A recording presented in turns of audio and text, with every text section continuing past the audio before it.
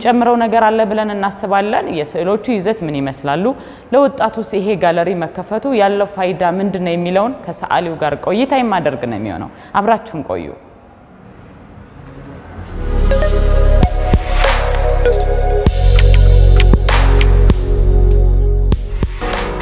አመሰግናለሁ ያዩ ገነት ባላለሁ በባህር ዳር ዩኒቨርሲቲ የመሬት አስተዳደር ተቋም ውስጥ የአርኪቴክቸር ዲፓርትመንት የአርት ኮርሶች ሰጣለሁ ከዛም በዘለለ ደግሞ ባህር ዳርን የጥበብ መናገሻ ለማድረግ ኦልተርኔቲቭ አርት ኮርነር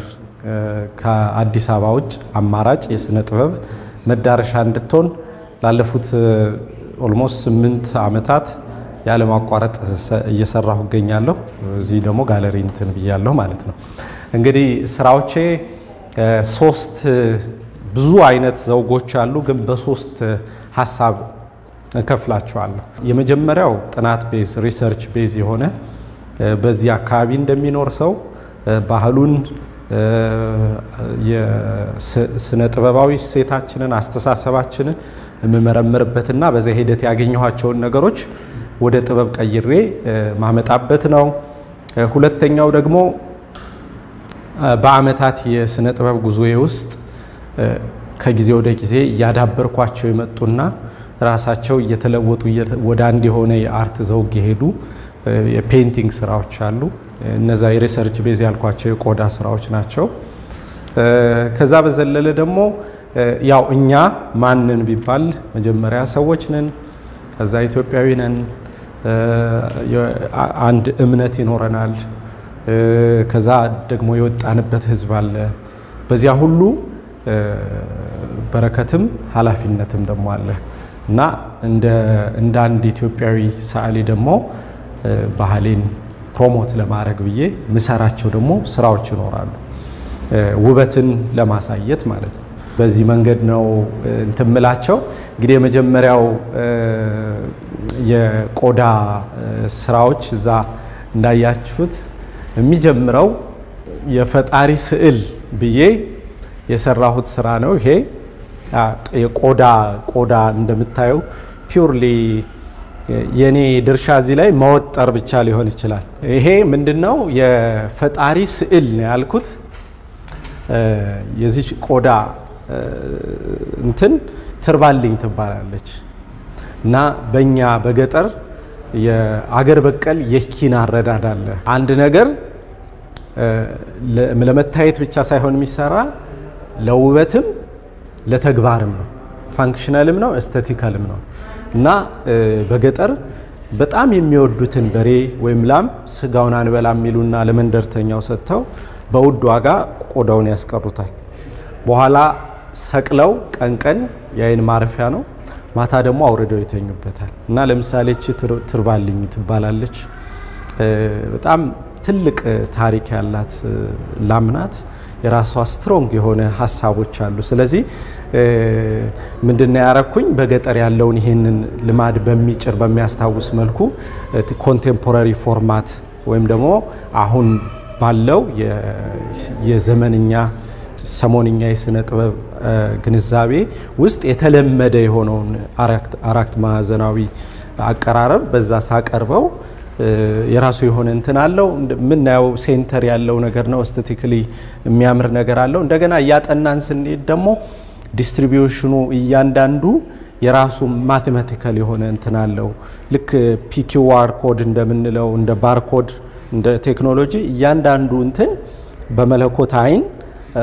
በጣም ዲፕ ናቸውና ያን ደግሞ የመለኮትን ጥበብ ያው የጀመረው ሁላችን ከፍጥረት ስለሆነ ያንን ዕውቅና ከመስጠት ፈጣሪን ሪኮግናይዝ ከማድረግ ነው የጀመርኩት ማለት ነው በኋላ ግን በራሴ ደግሞ በማቃቸው ፎርሞች በላሊበላም ባክሱምም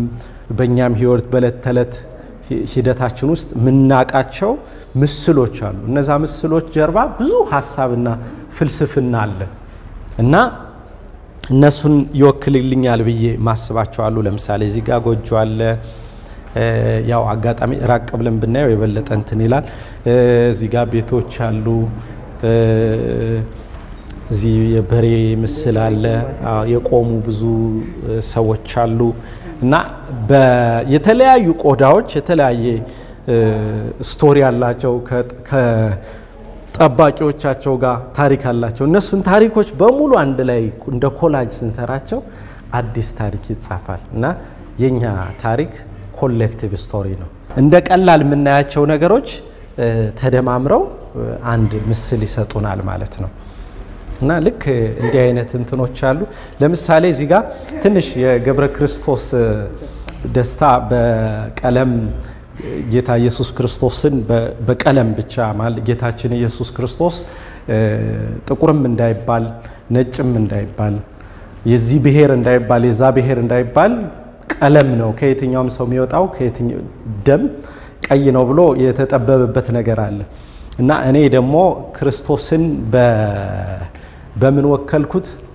በበሬው እየተገረፈ የሚያርስ ቆዳውን ለገመና መሸፈኛ የሚሰጥ ስጋውን የሚሰጥ አጥንቱን ሁሉ ምን በላ መጨረሻ ምንድነው ደረቆት ምናምን እንትን ማያድረስ ወጥረን አምልኮተ እግዚአብሔር ምናደርስበት ወይ ደግሞ የደስታ ጊዜ ምንደልቀው ተልትለን ወንበር የዙፋን እንትን ምን ሰራበት ነጋሪት አርገን ምን ጎስመው በቱ መለቅለቂያ ነው መጋዶ ነው ኮምፖስት ነው በእኛ የዕለት ተዕለት ህይወት ውስጥ ሁሉን የሚያረግ ግን ማንም ልብ የማይለው ማንም ዋጋ ማይሰጠው አሁን ያጼ ቴዎድሮስ የፈረስ ስም ማን ነው ብለሽ ታጠቅት ያለሽ የበሬ ስም ብል ማን ጉዳይ ሰጥቶት በሬን እና እሱን ሁሉ ጊዜ ስለሚከነክነኝ ከምን ጋር እንትን አልኩት በተወጠረው የበሬ እንትን ውስጥ ልክ ይሄ እንደ ካራክተር ጌታችን እንደዚህ እንዳለ አይነት በባህር ላይ ቆሞ በሱ መንገድ እንደ በሬው አድርጌ በበሬው ታሪክ ውስጥ ለማወከል ሞክሬያለሁ ማለት ነው እኔ ሳዋቅር ኮምፖዚሽኖችን እዚህ ማህበረሰብ ውስጥ በፖለቲካው በኢኮኖሚው በማህበራዊው ውስጥ ያሉ እለት ተለት ኑሯችን ውስጥ የሚደጋገሙ ፓተርኖችን በማስተዋል ለመምረጥ ሞክሬያለሁ ቀደም እንዳልኩት በሬው ነው ይሄ በሬው ፖለቲካው ውስጥ አለ ፊት ለፊት ማይታዩ ግን አንድ የፖለቲካ ፓርቲን የምር ህይወት እንዲኖረው የሚያደርጉ ምስጋና ማይሰጣቸው ማይታወቁ በኑሯችን ውስጥ በቤተሰብ ውስጥ የልክ የባዕድ ገንዘብ ይመስል የሱ ገንዘብ በሁሉ የሚበተን ግን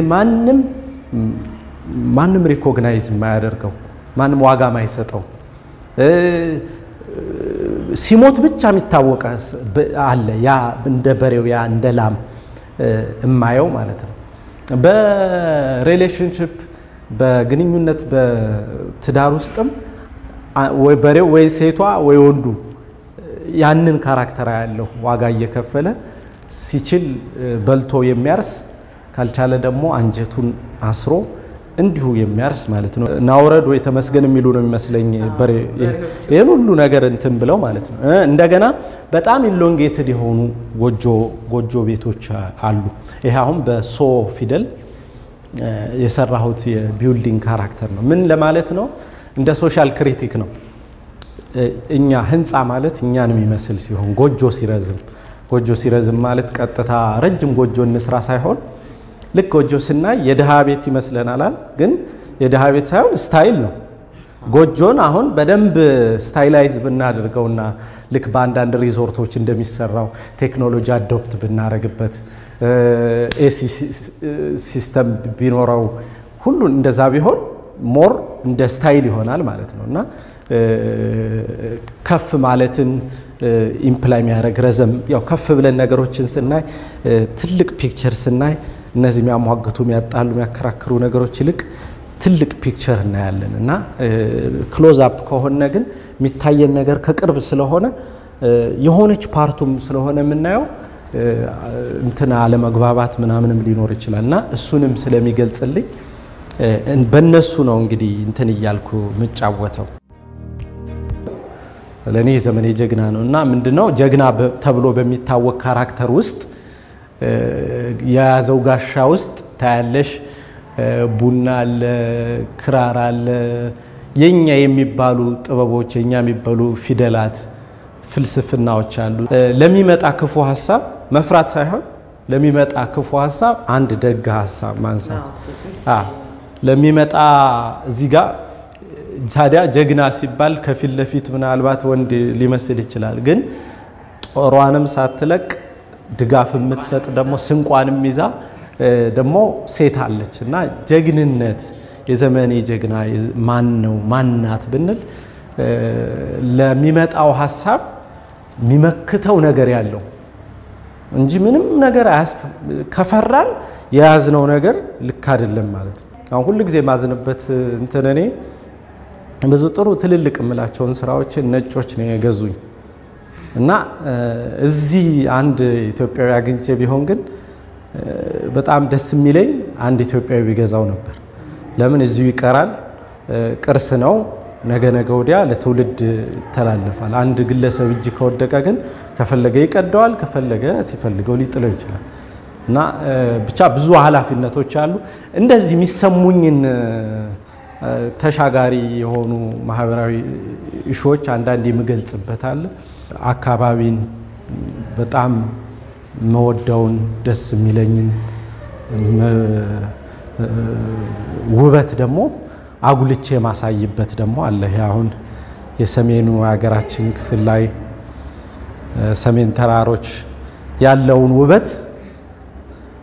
በምናቤ ከማስባቸው ሳቢዎች ጋር አገናኝቼ ድምጽ ከዋሽንቱ ጋር እንዲሰማን ያው የእይታ ጥበብ ነው። በእይታ እያየን ድምጹን ደግሞ ፊል እንድናደርግ በሚያስችል መንገድ ነው እንግዲህ እንደዚህ የተሰራው ማለት ነው። ሰዓሊ የማህበረሰቡ አካል እንደመሆኑ በስራው ውስጥ የህዝቡን ደግሞ እንግልት የህዝቡን ስቃይ ያለበትንም ጫና አብሮ ያሳያል። ጥሩ የሆነውን ብቻ ሳይሆን አብሮ ብሩሽ ሲያዝን አብሮ ብሩሽ ሲያለቅስ አንዳንዴም ደግሞ ባንዲራ አንስቶ ኖ ሲል ብዙ እናያለን በጥበብ ታሪክ ውስጥና ምንድነው የዚህ ሐሳብ መሰረታዊ እንትን ሰው ላይ ማየው ከኑሮ ጫና የተነሳ ሰው ሁሉ የማቴማቲክስ እና የፊዚክስ ሰው ሆኗል። ምንድነው ከዚህኛው 100 ብር ተበድሮ 150 አበድሮ በሚያገኘው ብድር ለሌላ ሰው ደግሞ ያችን አበድሮ ለመኖር የሚጥርበት ሁሉ ጊዜ የሚያሰላበት ኦኬ ደሞዝ ያለች እንትና ጥሎ አይጥለኝም እቺን ጨምሬ እቁቤን እንደዚህ ብከፍል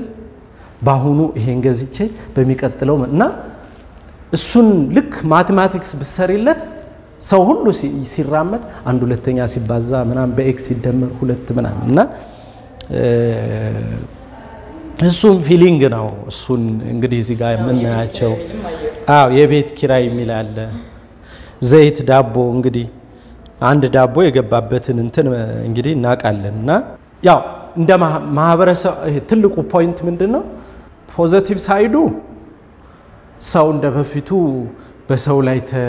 ተዘልሎ ብቻ እንትን የሚልበት አይደለም። አንዳንዱን ክሪኤቲቭ አርጎታል። የጫናው ብዛት 2-3 ስራ አቻችሎ ሲደራደር እንኳን ድሮ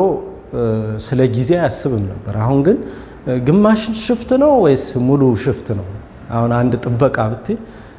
የሚያስበው የድሮ ጥበቃ ፈታ ብሎ እንትን አሁን ግን የቀን ሽፍት ነው የማታ ሽፍት ነው እና በፖዚቲቭ ስታየው በሚያሳዝነውና ልብ በጣም በሚነካው መንገድ ደግሞ ስታየው ማህበረሰቡ የኑሮው ጫና በቃ ሙሉ ቀን ከየት ወስጄ እንዴት አርጌ ልጆችን እንዴት አስተምሬ ይሄኛው እንዴት አብቃቃው እንዴት ልሁን ነገስ እንዴት የሚል ብዙ ጫና ደግሞ መኖሩን ታያለሽ እና ደግነቱ እሱ ሆኖ ብቻ አይቀርም። ደግሞ ሁሉ ጊዜ እኔ እንትኖቹን ብቻ ሳይሆን የቻሌንጆቹን ብቻ ሳይሆን ተስፋዎችንም ደግሞ መጠቆም ደስ ይለኛል። ያው ፈጣሪም ስላለ ሁሉ ጊዜ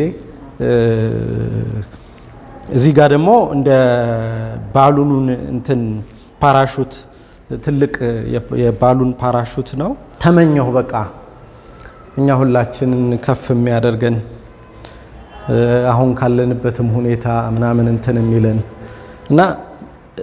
ደግነቱ ፍቅር፣ ሰውነት፣ ተስፋ፣ እምነት እንደዚህ አይነት ነገሮች ናቸው አፕሊፍት የሚያረጉን ማለት ነው። አሁን ካለንበት በእርግጠኝነት አሁን ሁሉም እኛ ሀገር ውስጥ ያለ ሰው ሁሉ የሚጠቀምበትን ሁሉ አብሮ የሚሄድበትን አብሮ የሚያድግበትን መንገድ ቢያስብ ይሄ ባሉን ይሄ ፓራሹት መጣ ማለት ነው። ልክ ደራሲ እስኪል ድረስ ብሎ ቆይ ዛሬ አንድ መጽሐፍ ልጻፍ ብሎ አይጽፍም። ግን ልክ ሲያዝን ሲደሰት ወይ ድንገት የሆነ ነገር ሲገባው በቃ መዞ ይከተባል ማለት ነው። እና የስዕልም ስራ ምናልባት ቴክኒካል እንትናችንን ተጠቅመን የሆነ ምናቀው የተለመደ ነገር ኮፒ ልናደርግ እንችላለን። ግን ይሄ የክሬቲቭ ነገር መነካት ይጠይቃል። አሁን በዘመንኛው አስተሳሰብ ስዕል ማለት የሰዓሊው ሐሳብ የተመልካቹ ሐሳብ ተደምሮ አጠቃላይና ሰዓሊው ይሄ ነው እያለ የሚያስተምርበት ሳይሆን የሱን መነሻ ሐሳብ ይሰጥና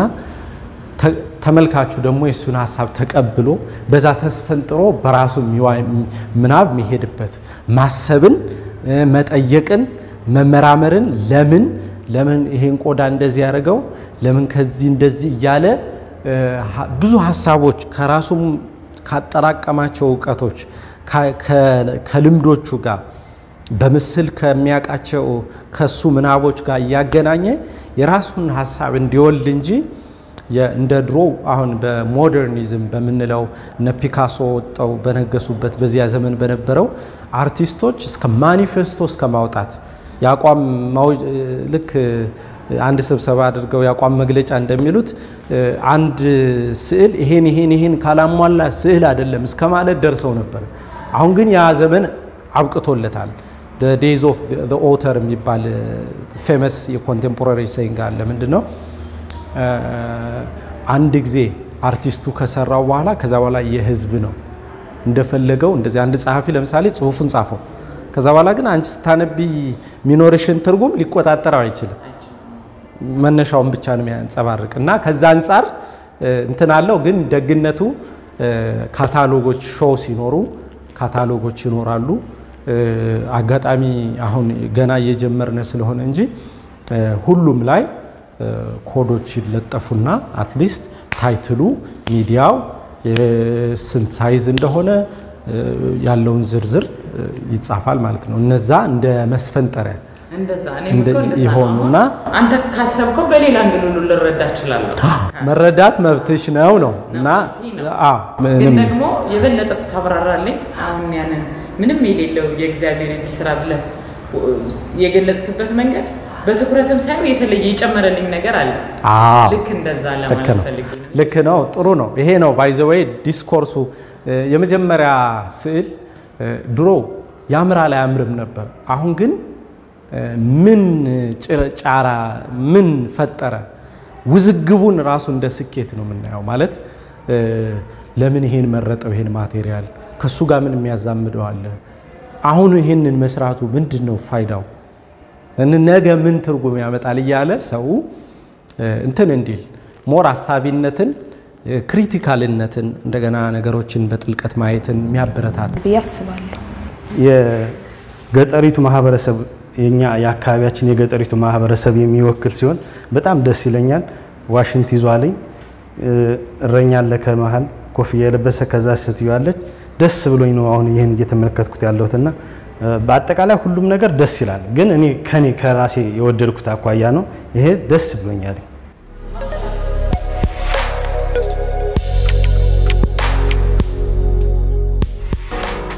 የክልል ከተማ እንደመሆኗ ደሞም ከሁሉ የቱሪዝም ከተማ አንድ ከተማ የቱሪዝም ከተማ ነኝ ብላ ምንም አይነት አርት ጋለሪ አለመኖር ይሄ በጣም ምትሰራውን አለማወቅ ነው። እና በዛ ምክንያት የምችለው ሞክር ያለው የክልል እንትን የፌደራል ባህልና ቱሪዝም የህይወት ዘመን ተሸላሚ ብሎ ክብር ለጥበብ በሚል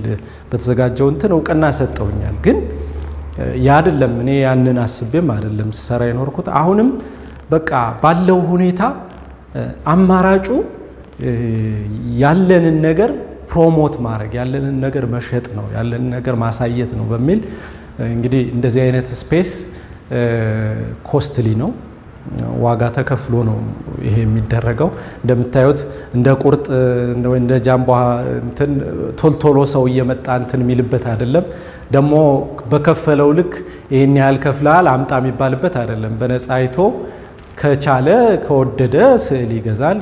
ከአሊያ ግን አይቶ ደስ ብሎት ይሄዳል እና ሞር መደገፍ ያለበት ነው በከተማ አስተዳደሩም በክልሉም መንግስት እንዲህ አይነት የጥበብ ኢኒሼቲቮች ማል ሊያሳስበኝ አይገባም አማራጭ ካሉት የመዳረሻዎች አንድ ሌላ መዳረሻ የሚሆን አሁን ሬቲንግ ላይ ቢታይ በትሪፕ አድቫይዘር ምናምንም የኔ ጋለሪ ባህር ዳር ውስጥ መታየት ካለባቸው ተብሎ እንትን ተብሏል ያ ግን በግል ደረጃ ነጮችም ሌሎችም ሲመጡ ኦንላይን በማረጋው እንቅስቃሴ እንጂ ሳይቴ በጣም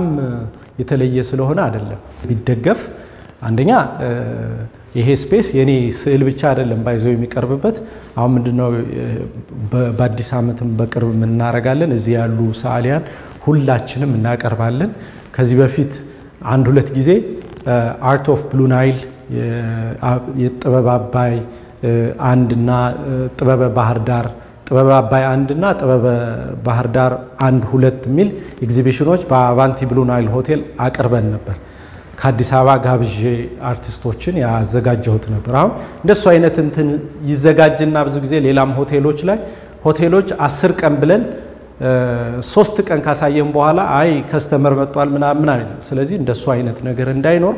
አሁን ይሄ የኛ ስፔስ ነው ከአዲስ አበባ መጣው ሳሊያን ያቀርባሉ ከውጭም መጣው ስዕል እንዲያቀርቡ ነው ማስበው ተህልሜ